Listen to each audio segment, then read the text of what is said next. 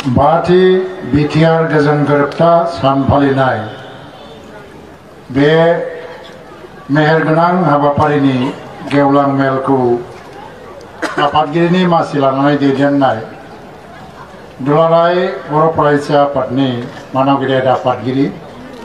मुस्रि दिपेन बर' आरो बे एसे सिगाङाव बे जथुम्माखौनो बेखेवनानै होलांनाय बर' थुनलाइ आफादनि जोंनि बयजोंबो सिबिजानाय मानिजानाय मानव गेदेर बेखेवगिरि आलासि सार सुरत नार्जारी बेवहाय नुजाफैनाय राज्य सभानि एमपि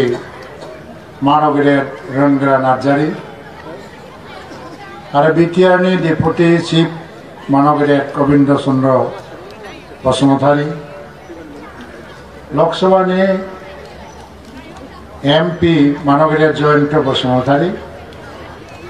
मानव गेदेर एमएलए बिथांमोन इएम बिथांमोन एमसिएलए बिथांमोन बिकेडब्लिउएसनि इएम बिथां आरो गुबुन गुबुन आफादनि गोदान दैदेनगिरि बिथांमोन आरो बाहाय नुजाफैनाय सिबिनां दुलाराय बर' फरायसा आफादजों लोब्बा थाबोनाय सानसुमै रायजो राजाफोर आइ आफा बिदा फंबाय बिब' बिनानावफोर आरो फरायसा लोगोफोर दिनै थारैनो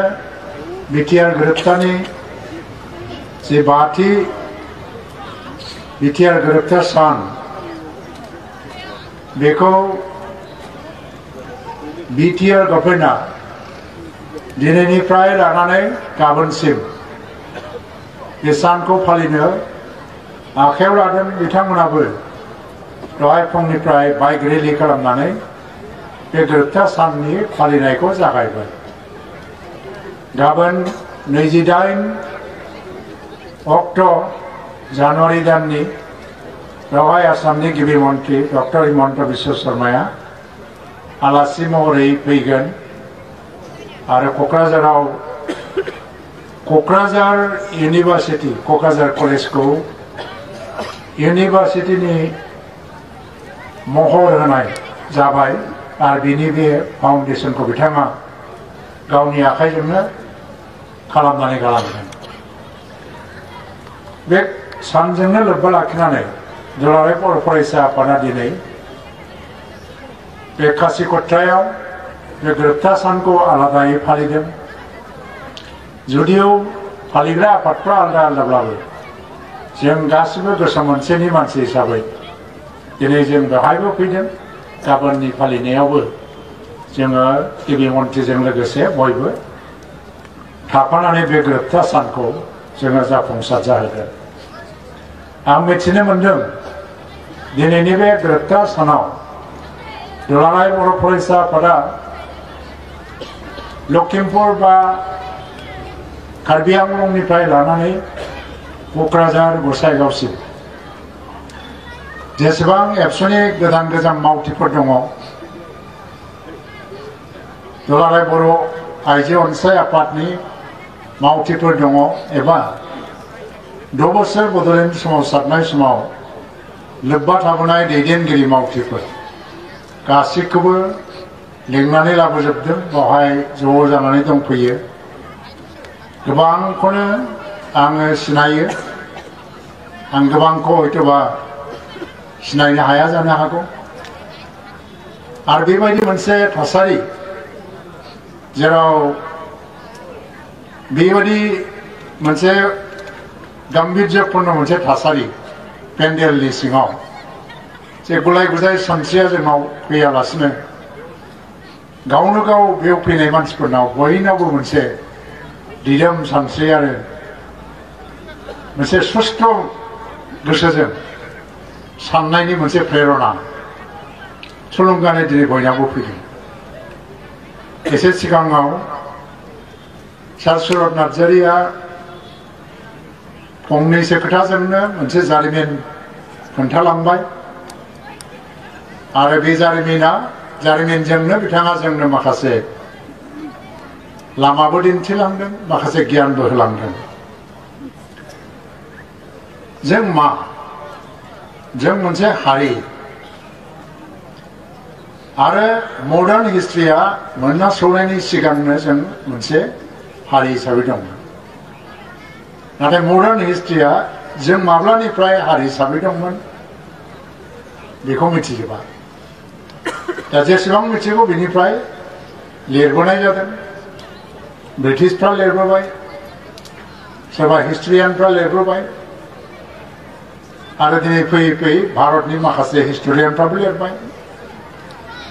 जों मोनसे हारि नाथाय जोंनाव मोनसे गांनाय दङ आरो जोंनाव मोनसे सोंलु दङ जे जोंनि इयुना बबेथिं बे जोंनि इयुना बबेथिं होननाय मोनसे सोंलु थानायखायनो बे हारिया रेस्टलेस हारि जाबोदों जुजिनायनि लामा लाबोदों आरो सोंनायनि एन्सारखौ नांगौ कुइसननि एन्सारफोरखौ नांगौ आरो बे एन्सारखौ नागिरैनो जों दा दिनै 2025 मायथाइसिमाव माखासे एन्सारखौ मोनफैदों जों दिनै आरोबाव मोनसे कुइसन जे मडार्न वर्ल्डआव मडार्न हिस्ट्रिनि रचना जागासिनो दं मडार्न सिभिलाइजेशननि रचना जागासिनो दं आं दिनै मोनसे खोथा बुंगोन फैगौ समाव बर'नि आरो जारिमिना गोदानै लिरफिनजानो थांगासिनो दं आरो बेखौ सोर लिरगोन पृथिबिया लिरगोन बिश्वआ लिरगोन मुलुगा लिरगोन दा मुलुगा जे गोदान जारिमिन लिरनो थांगासिनो दं बे रचनाया बहाबा जागासिनो दं हयतोबा बहाबा बिश्वविद्यालया जागासिनो दं पृथिबिनि इउरपआव जागासिनो दं जानो हागौ इउएसएआव जागासिनो दं जानो हागौ चाइनायाव जागासिनो दं जानो हागौ भारतनिनो बबेबा बिश्वविद्यालयाव जागासिनो दं दा बे गोदान हिस्ट्रिया जेब्लानाखि लिरफिनजागोन हयतोबा बे 2025 मायथाइनि गेजेरावनो बा नङा 21 जौथाइनि गेजेरावनो जे बे गोदान हिस्ट्रिखौबो जों नुगोन आरो जोंनि गोजाम हिस्ट्रिया मामोन ब्रिटिशफोर लिरनानै गालांनाय हिस्ट्रिया मालाबा राजा दंमोन बबेबा रायजो दंमोन जोंखौ सेवेज होनदोंमोन सिभिलाइज नङा होनदोंमोन ट्राइबेल जाबोदोंमोन ट्राइबेल जानानै स्पेशल केटेगरियाव रिजार्वेशन मोनदों हा हु प्रटेक्शन मोनदों साख्रियाव खथा मोनदों that was our history आरो थांनाय समनि हिस्ट्रिया लस्ट हिस्ट्रि गासिबो जोंना जेननायनि हिस्ट्रि जोंनि फार्स्ट हिस्ट्रिखौ फरायोबा जों खुनु इन्सपाइरेसन मोना जे जोंनि राजाया बबेबा दावहायाव देरहादोंमोन नामा जोंनि हारिनि जारिमिनाव बबेबा ओरैबायदि ग्रेट एचिभमेन्ट दं नामा थ' बे हिस्ट्रिया बबेबा थाखोमाबोबाय नङाबा जों बेखौ मालाबाबो बोखांफिननोबो हालिया that was our first history सानसेखालि सेरफांगुरि रामफल बिलावनो दुलाराय बर' फरायसाफोरनि कनफारेन्स जादों जों अशोक दैमारि होननाय मानसिया मेथाइ खनोमोन डेलिगेट सेसनाव बुंबाय मा ग्ल'रियास पास्टखौ रायलायनांगौ जोंनि जारिमिननि जेननाय पार्टखौ जों रायलायनांला ग्ल'रिखौ रायलायनांगौ बिरत्वनि खोथा रायलायनांगौ देरहानायनि बाथ्रा रायलायनांगौ नाथाय नागिरो जों माखौ रायलायनो मोनाखै बिरत्वनि हिस्ट्रिया गैया दैमालुनि फैबाय जेराव दैमालुनि बाथ्रा फैदों एबा दिनैहाय सिखना जोहोलावनि बाथ्रा फैदों मोनसे काल्पनिक मोनसे हिस्ट्रिनि बेसिसाव जों प्रुफ नागिरनानै मोना दा सोरनि बिरत्वनि खोथा रायलायनो नाथाय गोदान हिस्ट्रियाव जोंहा राजत्वबो दं बिरत्वबो दं गोदान जारिमिनाव जाय जारिमिनखौ 21st सेन्चुरिनि गेजेरावनो जों नुहैगोन बे जारिमिनाव नाथाय बिरत्वबो दङ देरहानायबो थागोन आरो बेनिफ्राय मा एचिभमेन्टबो थागोन आरो बे गोदान जारिमिनाव जोंनि कन्ट्रिबिउसना मा जागोन खोथाया बेसो जे गोदान जारिमिनगिरिफ्रा जेब्ला जारिमिन लिरगोन बे जारिमिननि सर्सखौ जों बेसेबां होनो हागोन जोंनिफ्राय खारन जोंनाव दाबो हिस्टरियान जोनोम जायाखै हिस्टरियानिया बर' हारिनि खोथा लिरबानो हिस्टरियान जाया कमप्लिट हिस्टरियान जानो थाखाय भारतनि हिस्ट्रिखौबो लिरनो हानाय जानांगौ आसामनि हिस्ट्रिखौबो लिरनो हानाय जानांगौ बर'जों लोगोसे गुबुन हारिनि हिस्ट्रिखौबो लिरनाय जानो हागौ हिस्ट्रिनि स्टुडेन्टसथ' दङ नाथाय हिस्टरियान गैया हिस्ट्रिनि बाथ्रा बुंग्रा मेला दं नाथाय हिस्ट्रिखौनो बिश्लेषण खालामनो हानाय मानसि गैया रिसार्च खालामनो हानाय मानसि गैया आरो जों दे जारिमिननि बाथ्रा बुंबाय थायो रावबो जारिमिनगिरि नङा हिस्टरियान नङा जों हिस्टरियान नङैफ्रासो मालायनि रिफारेन्सआव हिस्ट्रि गायबाय थादों नन हिस्टरियानफ्रा हिस्ट्रि गायगासिनो दङ दा जोंनि कन्ट्रिबिउसना बेसेबां थाहैगोन दा बे बेलायावबो जों दानिफ्राय एसे जुदि कनसियास जानो हाया अब्ला गोदान हिस्ट्रियावबो बबेबा नङा बबेबा जोङो डिप्राइभ जाहैबावगोन बर' जातिखौ दिनै मोनसे आदर्श हिसाबै गनायनो हमदों कार्बि आंलंआ मोनसे समाव 1950 मायथाइयावनो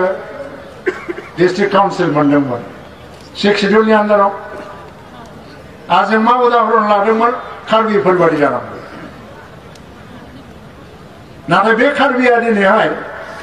गावसोरनि 6 शिड्युलखौ उइक जाबाय नांगौ बादि बेबस्था गैया बिटिआर बादि शक्तिशाली नङा होननानै कार्बि आंलंफ्रा दा भारत सरकारनि खाथियाव बड'लेण्ड अट'नमास बा बड'लेण्ड टेरिटरियेल रिजन बादिनो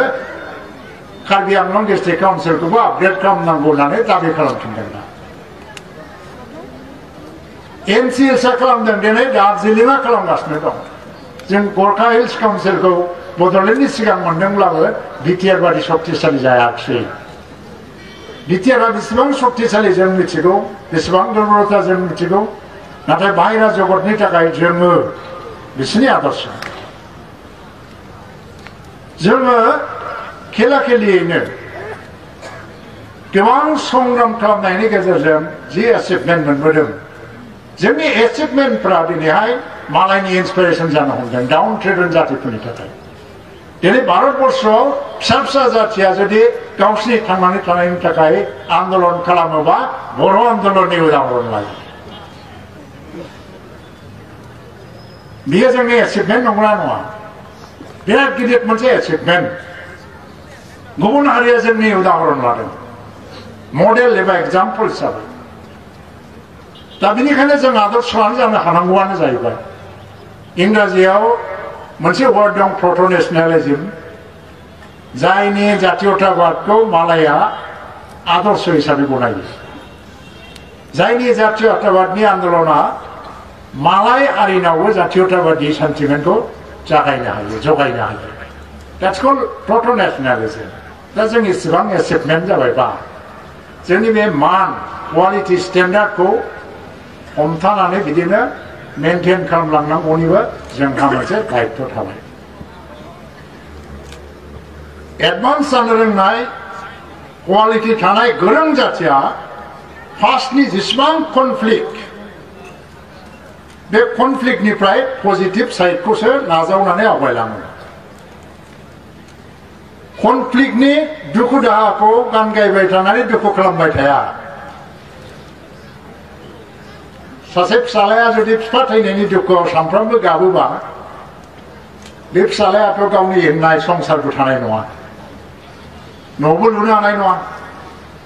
थांनाय समा थांनाय सम मानो नोंनो गाज्रि दिगखौ नायदों मोनसे समाव बिएलटि एनडिएफबि बुलायदोंमोन बिनि सिगां सोर बुलायामोन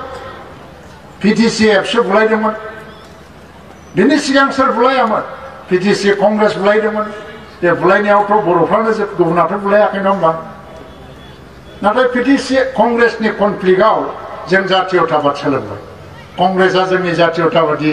सेन्टिमेन्ट गैया पिटिसिआ जोंनि जातीयताबादि सेन्टिमेन्ट दङ एबसु पिटिसिनि बुलायनायाव मोनसे आदर्शनि संघात जाबाय पिटिसिया 20 बोसोर सासन खालामनानै आन्दोलन खालामाखै एबसुआ बिनि हेंथायै गसंनानै मोनसे जागरण लाबोबाय जांख्रिथाय होयै आन्दोलन जाबाय बे मोनसे पजिटिभ एंगेल जोंनि मोनफ्रोमबो कनफ्लिक्टनि आरो जों दा बिएलटि एनडिएफबिनि माबा मोनसे कनफ्लिक्टनि हिस्ट्रिखौ रायलायनांगौबा बेवहायबो सानथ्र'हायै पजिटिभ एंगेल नुगोन किन्तु दिनै माखासे जेनेरेसन दं जायफ्रानाखि थांखांनाय समनि गारायखौ फुदलाब फुदलाब मानसिफोरनि गोसोआव दुखु दाहा सोसनफिननायनि मोनसे लामा लाबाय थायो आरो बिसोरो सिगांथिं थांनो लुबैयाखै नाथाय गोरों जाथिया कनसियास जाथिया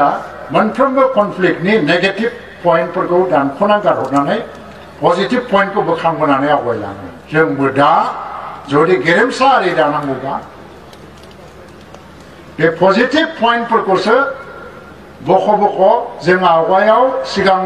लांनायनि लामायाव जोंनो बबे बबेया मदद होगोन बे बिथिंखौ जोङो खनखांनानै लांनो रोंनांगोन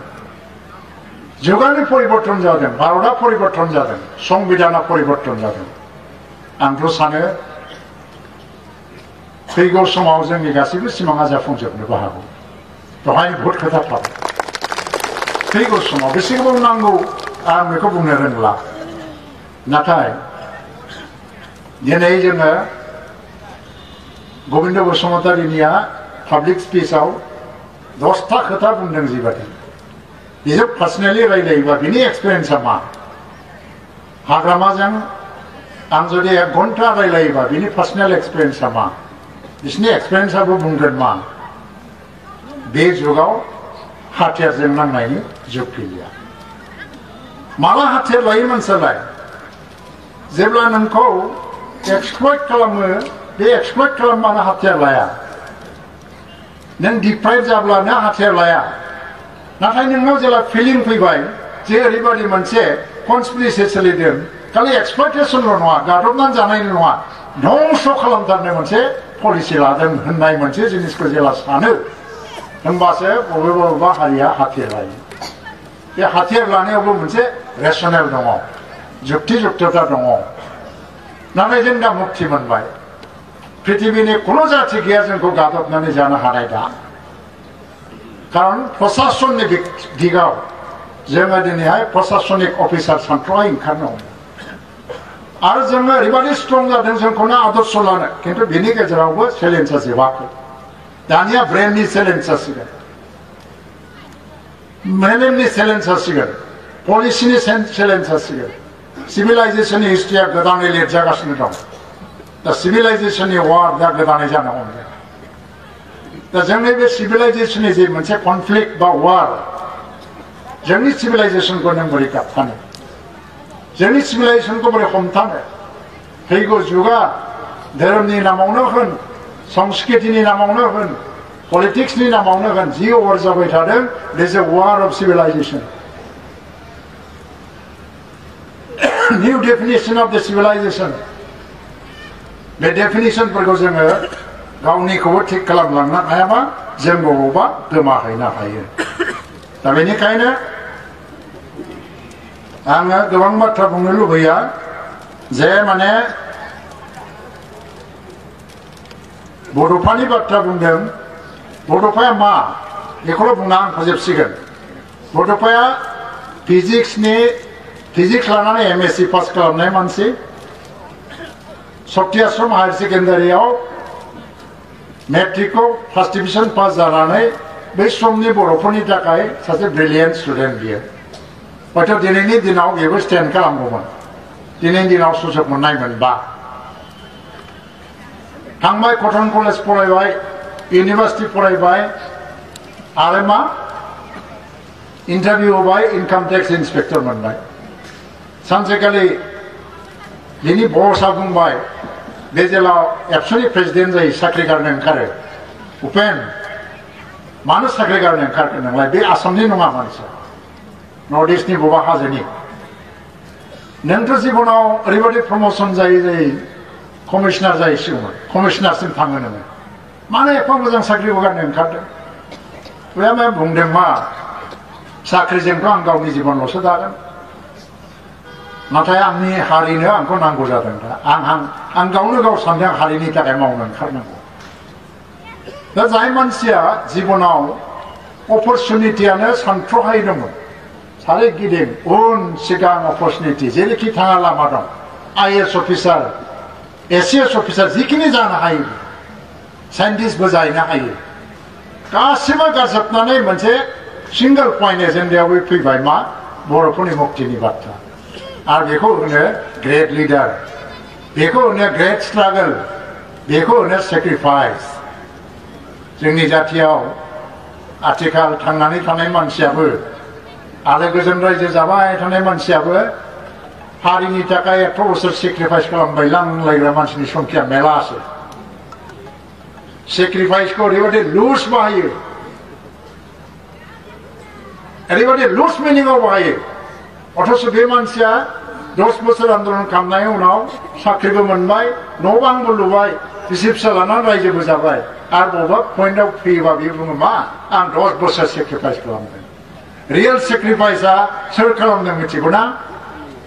जायफ्रा गासिबो अपरचुनिटि थासेयाव बेखौ जलदब गारजोबनानै जिबनखौ जातिनि थाखाय उत्सर्गा खालामदों बे मानसिफोरासो रियेल सेक्रिफाइस खालामदों आरो बिनि गेजेराव जायफोर मुंख्लंफोर थैलांबाय बिसोर रियेलि सेक्रिफाइस खालामदों बड'फाया दिनै थैनानै थांबाय रियेल सेक्रिफाइसआ बेनो ग्रेट सेक्रिफाइसआ बेनो खालामलांदों सेक्रिफाइसनि वार्डफोरखौबो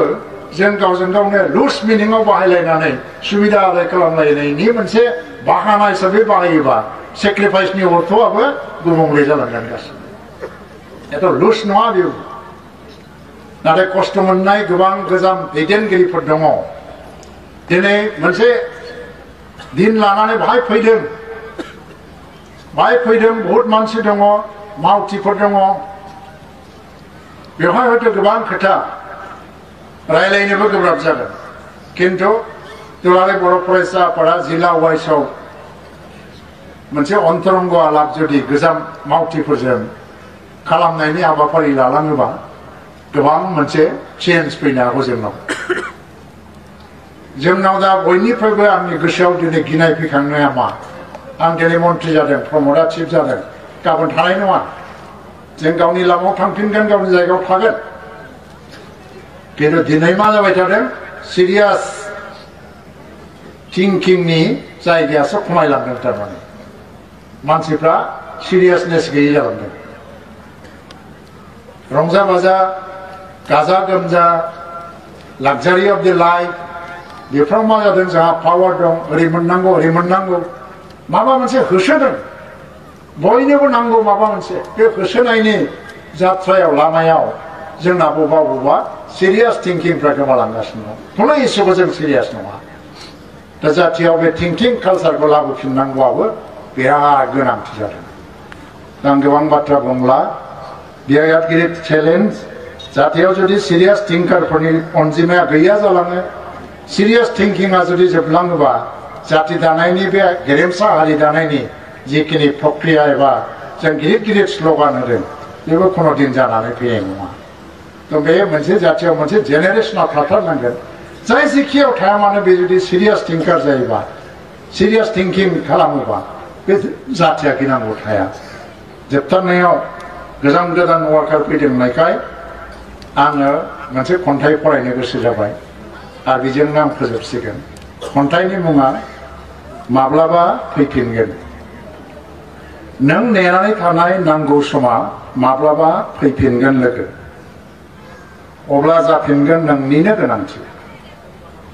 आरो आंखौबो नों बुंफैफिननांगोन थुबावदो नोंबो होननानै जेसेखि दुंखावा मानो सानजौफुआ फुंनि बाराथ' अराय सुदेमानो बारो हरखौ खोमसिया जेसेखि साग्लोबा मानो फुङाथ' होफिनखागोन अराय सोरांनिनो रादाब नंगौ लोगो नंगौ समा नांगौ समावनो जों मिथिस्लाबै सफैफिनफैगोन थांखांनाय समा मालाय बहाथो गाज्रिमोन बैसागुआव बैसागु मोसानाय दैज्लाङाव दुब्लि माइ गायनाय सना बिदां बायदि थायनाय माइया गासै दुब्लिखौनो सना गाब गाहोनाय नांगोल जांख्रायाव दाहोना रुवाथि माहाजोन बयबो हाब्रु सारलायनानै रंजानाय थांनाय समा मालाय मानोथो मोजां नङामोन गासिबो दंखाजोबोमोन खावख्लाबसेल' अख्राङाव दाखिनाय साग्लोबगासे गोसोम जोमैनि गाबजोंनो आथिखाला नोंना बेले बेजे जादों जानांगौ गोजाम गियाना गोदान गियानजों साग्लोबजाफैनायावनो सानदों जानांगौ नोङो गासैबो जोबफैजोब्बाय होननानै एफा मोजाङै दाना लाखानाय जिउनि फारिफोरखौ गोदान दोरोंफोरा उल्टां फाल्टां खालामफैजोब्बाय होननानै नों जोबोद बोरमाफोर जादों जानांगौ गोरबो आरो मेलेमफ्रा दा गोरोबलायै जादों जोगोर मोनसेखौनो नोंनि आंनि होननानै सेलायलायनायनि जुजिलायनाय जादों आथिखालखौ नायनानै बयहाबो गिनाय मा फैगौआखि आथिखालनिफ्राय गोब्राबसिन जायमारगोन नाथाय गिनानै मालाय बाहाथो गनो फैनांगौआथ' फैखागोन बोरै एरखेनो हानो समाथ' गावनि फाखनाव गावनो गाव गिदिं खनबाय थायो आरो जोंखौबो फिदिंफायो बिनि गेजेरावबो जों गाव गावनि लामाजोंनो थाबायलायबाय थानो नाजायो नांगौ समालागै लोगो गावनि समावनो फैफिनखागोन गावनि जागायगुदि बिन्दोखौ गोसो बोफिनो दों बिब्दिनो बियो बिब्दिनो गोजोन्थों